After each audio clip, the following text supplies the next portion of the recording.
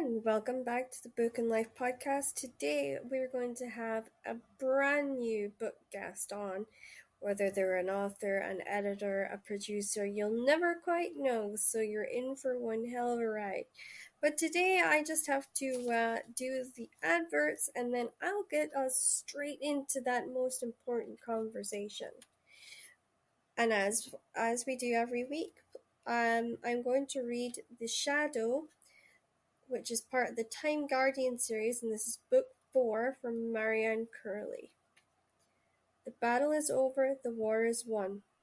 The prophecy complete, but life can't just pick up where it left off for Ethan, struggling to cope with tragic loss. At odds with friends in the guard, he finds himself adrift, jumping at shadows and sensing someone who can't possibly be there. Blaming herself for the goddess Athena's death, Giselle swears revenge to vilify the Immortals' plan for world domination. But Giselle hadn't planned on love, and that leaves her with an unbearable choice. Should she follow her heart or the strings of a goddess short on praise but high on expectation, who continues to pull her from the grave? As the guard and the order battle through the past and into an impossible future, darkness lurks round every corner. The fight for the world's survival rests with just one. Is it friend or foe who stands in the shadow? And just a reminder that The Price of Freedom by Rosemary Rowan, is being donated to the Ukraine refugee crisis.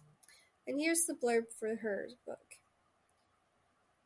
It's one of her Roman British crime series, which was written under her maiden name. All editions can be found online where all books are sold, even her agents donating her commission. Sorry, I don't have the blurb for that, but that's what she's doing. And now, without further ado, let's get you to the guests. Okay. So everyone, I'm super excited to introduce this guest. I've been working very hard to get him on because he's a fantastic man and he's also a very, very busy man. So without further ado, everyone, please welcome Jonathan Maberry. Welcome to the show. Hi, guys. Happy to be here, Crystal. Thank you. Yeah, so I love your stuff. I'm a fan of V-Wars. So tell us just what are you working on right now? What can everyone be excited about? Yikes. I am actually in this phase of my career where I am knocking out a novel every 3 months. Wow. So I had 4 books come out so far this year, and I've got a couple of anthologies coming out next year. What I've been working on this year, what will be out next year, I did the 3rd book in my epic fantasy series. The series is called Kagan the Damned. Yeah. And 3rd and final book, The Dragon in Winter, I wrote early this year. I also wrote a book called Necrotech, which is the first book in a brand new imprint of Blackstone Publishing.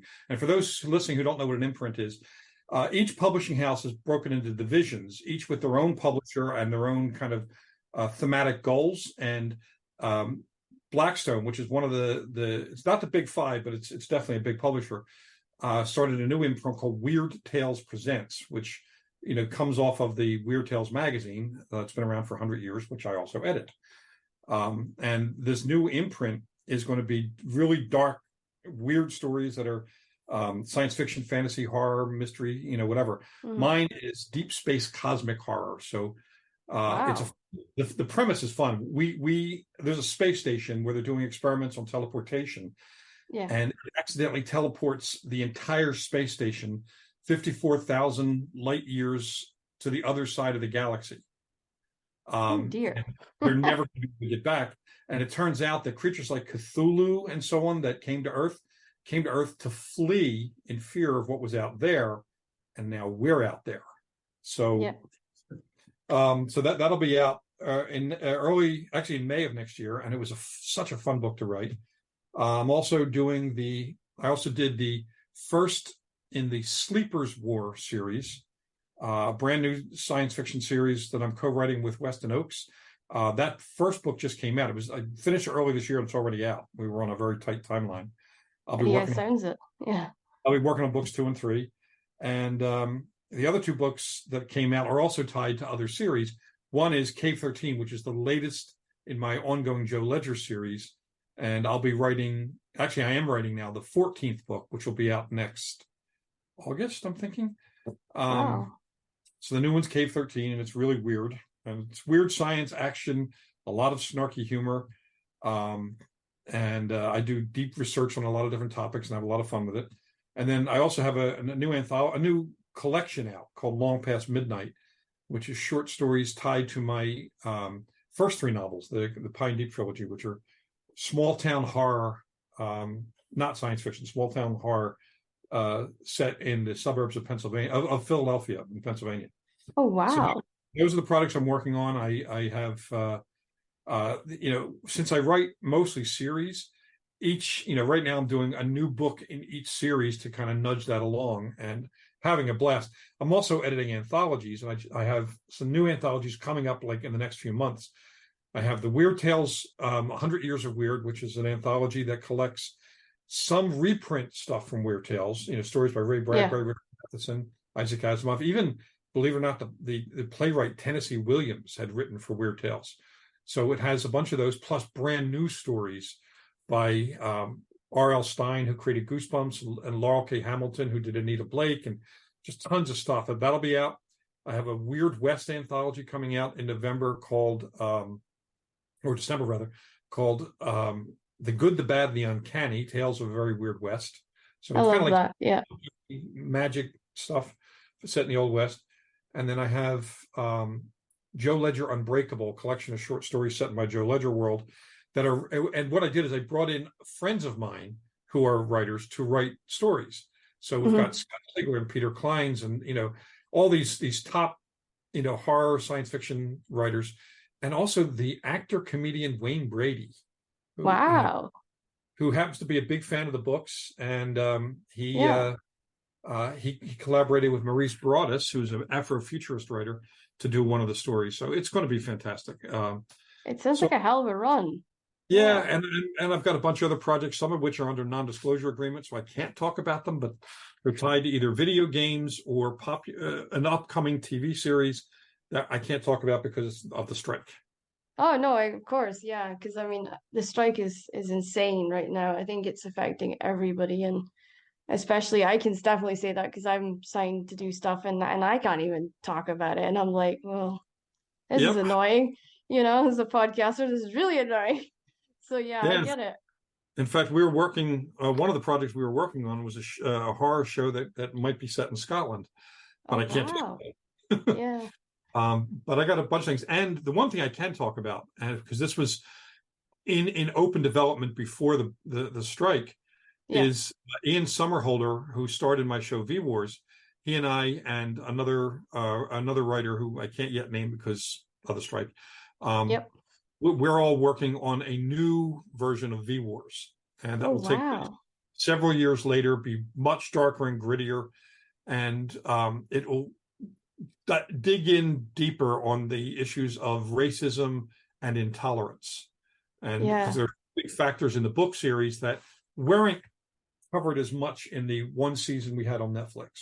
Yeah, I saw that and I kind of felt for him because he'd done so well with Vampire Diaries, and then to see him, I always say it was like flourish and go into this sort of more adulted kind of character. I thought it was amazing to see him transform into something like that. And I respect he's got such a creative eye, and there's not many people out there that do have that. He does, and he's been involved in all of our creative discussions, and he's a good friend, and he's rewarding to know because he's also a good human being. He and his wife Nikki are philanthropists and climate activists and animal activists. They're wonderful, and he's very, very smart. One of the things people don't know about Ian is that he also produces a lot of things. He directed some of V Wars, but he also produced this really brilliant documentary called Kiss the Ground, which is all about reclaiming farmed out soil. And Woody Harrelson was the narrator for it, and Ian was the producer on that. And that's the sort of stuff he does that doesn't get him in the glam magazine pages, but he's out there doing good in the world too. So I love the guy. I love working with him. I think he's amazing because when, I come from a very tiny island in the middle of nowhere where nobody actually knows us. But we've done sort of like, we had the film called The Edge of the World was filmed here. And when I came to write what I'm writing, the only person I could imagine in that series was him, just because of the fact that it was going from being a Viking to then having to be a normal everyday person and then going back and forth. And I'm like, there's so many few people out there that can do that. He's one of them. And he stuck with my head the entire time I was writing it. And I thought, he would get such a kick out of that. Just the idea of jumping from being a Viking and sort of like beating somebody up to the next minute being like, I'm getting chased by a really angry girl. Ah, you know? So I always thought I loved his humor and I think he's incredible. And I'm very sad that I'm not going to see him at the Comic-Con this year. So he's with the actor strike and so on, a lot of them are not appearing anywhere. Yeah. Because that would support the industry, but not the actors who work within the industry. Yeah.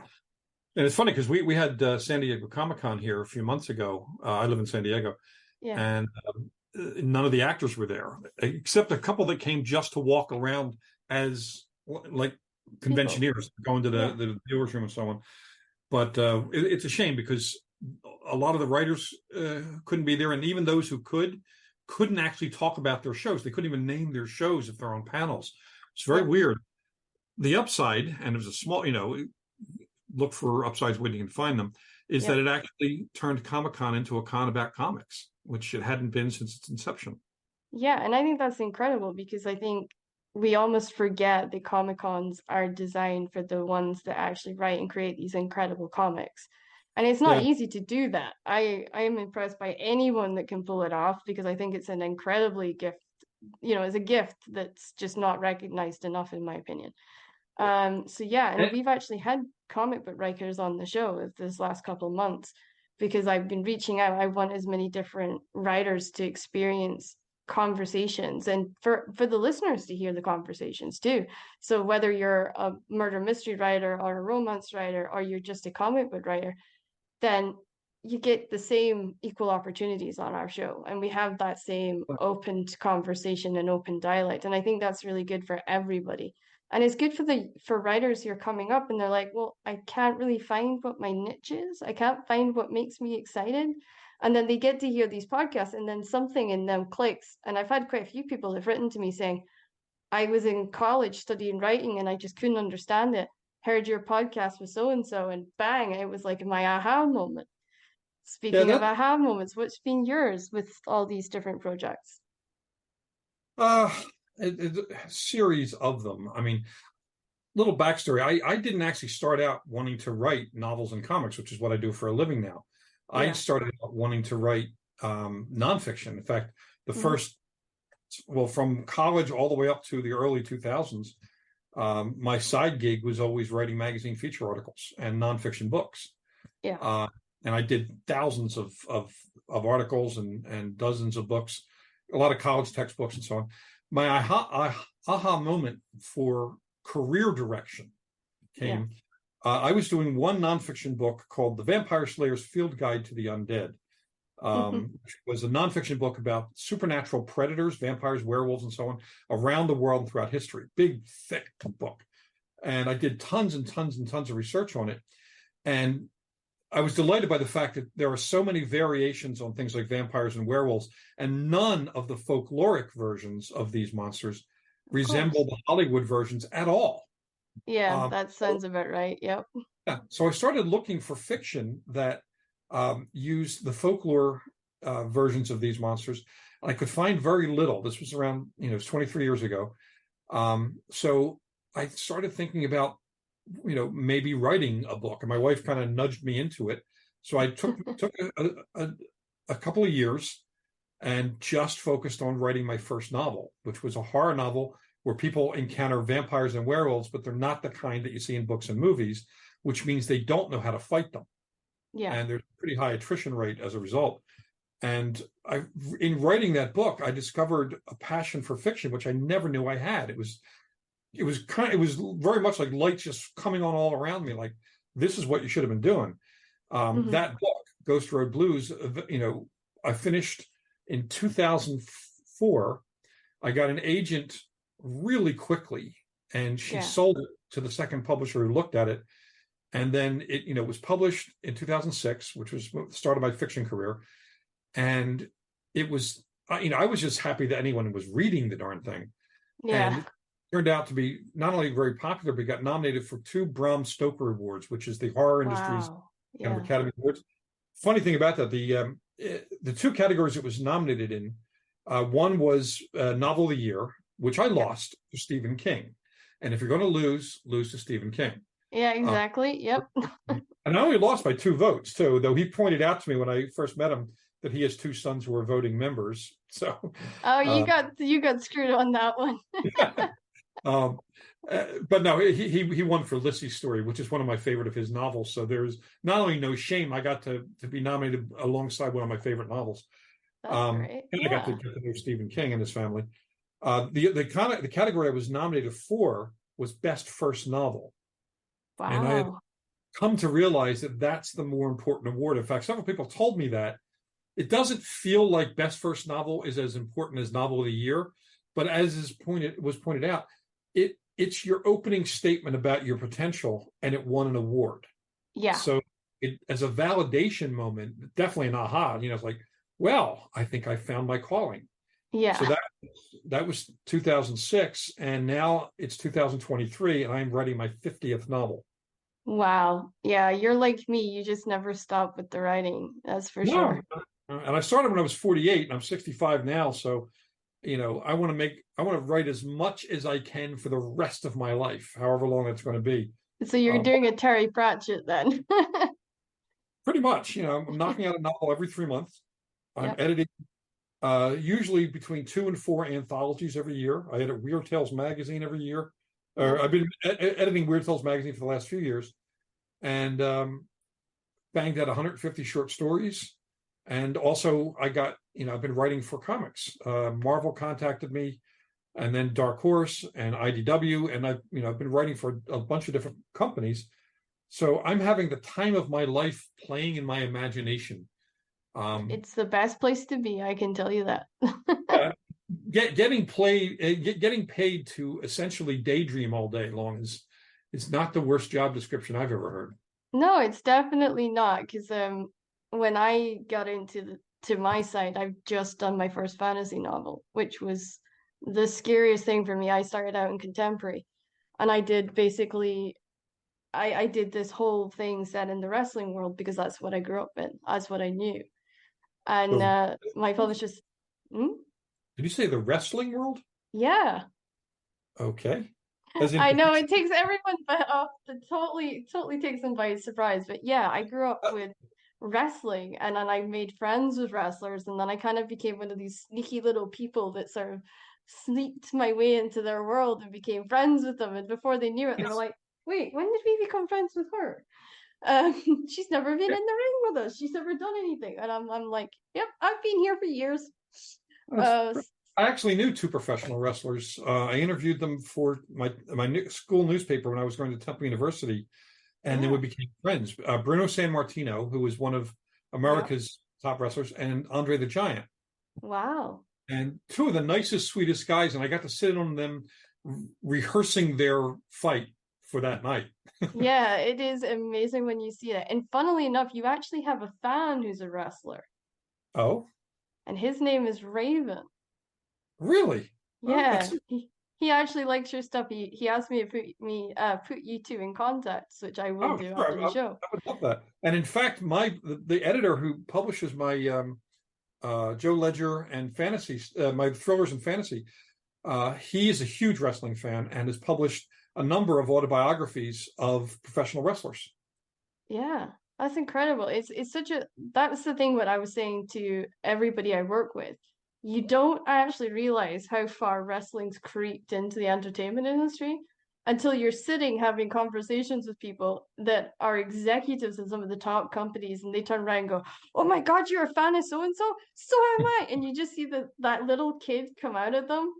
And that's one of the things that I do with an icebreaker. If I know an executive is a fan of a wrestler or a fan of a wrestling company, I will go in and I'll say, "Did you see such and such?" And just to see them light up and get excited, and it just breaks it. So rather than it being that awkward, stuffy, business meeting, it then Yeah. becomes more fun. It then becomes Oh, more sure. joyous.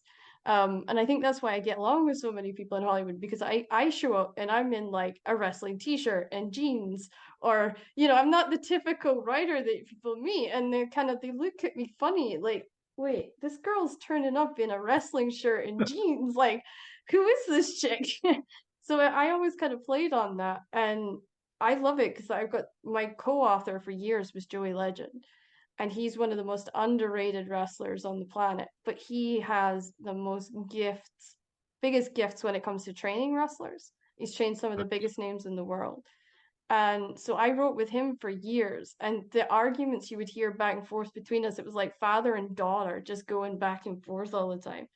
And then I had the pleasure of working with some other wrestlers over the years, and they say the same thing. It's like I just glue together with them, and I understand them, and then they end up understanding me, and it's very kind of a bizarre relationship. But yeah, I mean, I never thought just being that little girl growing Yeah. up in a hospital who was a fan of wrestling would be one of the big voices to change the perception of wrestling and just sort of That's push it forward. that's And I think really that's great. amazing. Yeah, that's really fantastic. Yeah. So what is getting you excited this year in regards to what you're reading and what you're seeing out there in the market? What's got you excited? Your almost childish excitement moment. Um, that's a tough question for this year because I have read very little of what's new this year, Oh, unless I'm okay. reading for a cover quote. Only because I've been reading tons and tons of uh, when I read for pleasure. So I'll Yeah. preface it that way.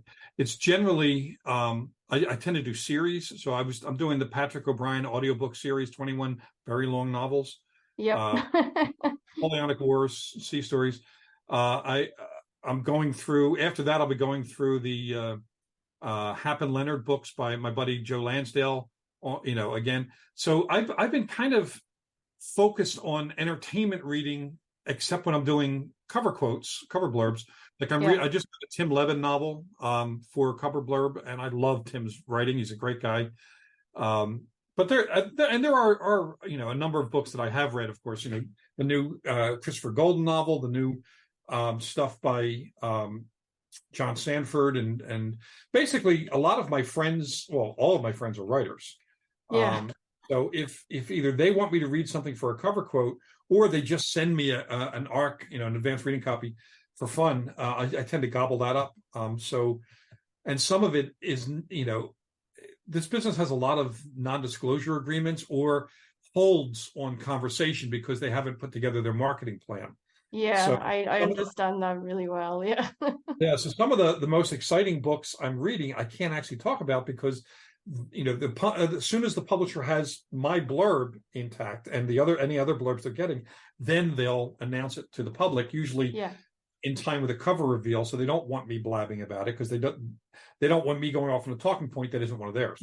Yeah, Uh, no, I get that. I've been there too, where they're like, "Nope, you can't talk about it," and then you're like uh, sitting there wanting to explode with excitement. Yeah. and also I'm reading a lot of I'm training myself to write for television since Yeah. several of the projects that were on hold because of the writer's strike and the actor strike are the strike will eventually end, and Fingers crossed. Yep. it has to end in some way, and hopefully in a good way for the writers and the actors. Yeah, I But agree. I'm likely to be in the writers' room for a couple of different projects, one of which is based on my stuff, and another is a prequel to a popular science fiction movie from about 20 years ago. It's going to be a prequel TV series, and I had written a couple of novels that are set prior to the original movie. Notice Yeah. I'm not naming the movie again, NDA. Yeah. And the publisher, the entertainment company, had wanted to just put out those novels to kind of go into, align with the release of a newly remastered version of the original film. And after I wrote the novels, then a writer from the original movie came and said, "Oh, I want to do a prequel TV show." And they said, "Well, we already have these novels." The screenwriter read the novels and said, "Hey, can I fold some of those characters into my show?" And they have, by the way, one of the Star Wars actors signed to lead it. And again, I can't name names.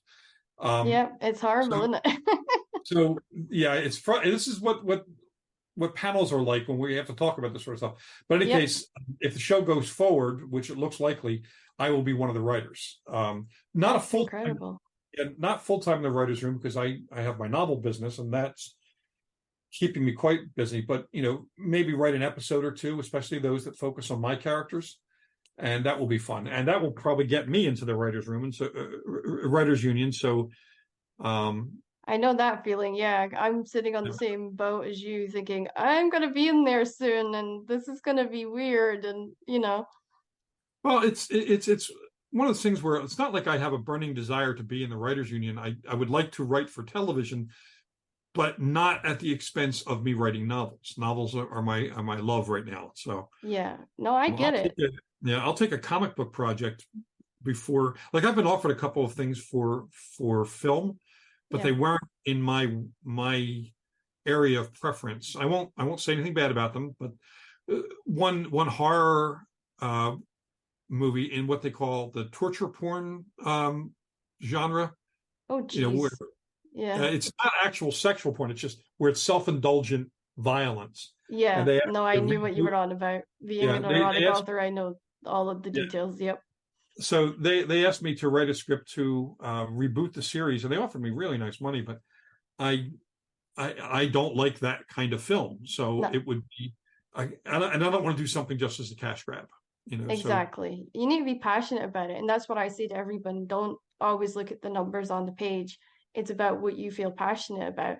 It's like I could go and work for some big production company if I wanted to, but it's not what's passionate for me. I created Forever Pixie Productions simply because I want to write and produce stuff that I'm excited about and that I love. And I right. think getting to share it with somebody like you is absolutely incredible. Well, you survived the Book and Life podcast. We didn't break any rules. We didn't go over time. We didn't do any of the crazy crap that we normally do. So, yeah, it's been, and I got to get you back because you and I are going to continue talking for sure. Because I That's know that we're going to have a lot of exciting conversations.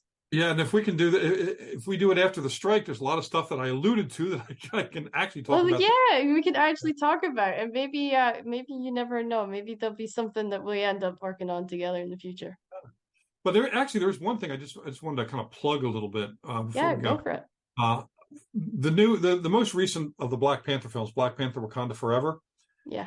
About 40% of that film was actually based on my comics from 2009 and 10. I was Yeah, the I one. heard that. I put Shuri in the armor. I put her up against Namor. Yeah. I created Anika, was one of the characters. Michael Acol plays her in the movie, and I created the Midnight Angels. And it was my son and I got to go to the premiere and everything. It was awesome. But I love that movie, and Yeah. It was an I hope, amazing movie. yeah, people should see it because they did a beautiful tribute to Chadwick Boseman too, who was a great guy. I thought it was so sad the way that that ended for him because he really was a talent and that gift was taken far too soon for us. Yeah, and yet think about the way he died. Nobody knew he was sick. He was dying of cancer, and yet doing those movies and still visiting cancer hospitals for kids and Yeah. being the leader among his fellow actors. That's that's heroism, bordering on nobility. He was he was such a good human being, as well as an extraordinary talent, and definitely gone too soon. But he left such an incredible mark that I know I among my actor friends, a lot of them say that it's inspirational to make them want to aspire higher in not only what they do on film, but what they do when the camera's not rolling. Exactly. And somebody that jumps out at me when you say that is Yeah, Brody Lee King, who was an incredible guy. And you think of Bray Wyatt, who just recently passed away, another great creative talent that just never got to see their full potential. And yeah, Brody, he wrestled while he was sick and while he was suffering. And he led that locker room despite what he was going, and he didn't want people to know he was ill. So I have a great respect for anybody. I've had arthritis for 32 years, and there's never been a day where I'm not aware of the uphill battle I have to fight for that, that condition. But I yeah. still go because I look back and I say, well, if I can inspire half a dozen people like myself to fight it and to live their dreams and have the best life possible, then I've done my job. I've done what I was put here to do. And that's what I say on the show. Follow your dreams. It doesn't matter what you're against. You can do it. It's not the end of everything. Absolutely. Yeah. Well, it's been an honor to have you on, and I look forward to keeping in touch with you and talking again to you soon. All right. It's been great to be here. It was fun. That time just evaporated. So that's a sign of a fun conversation. And I would love to come back. So, and I've been listening to some of your past interviews, and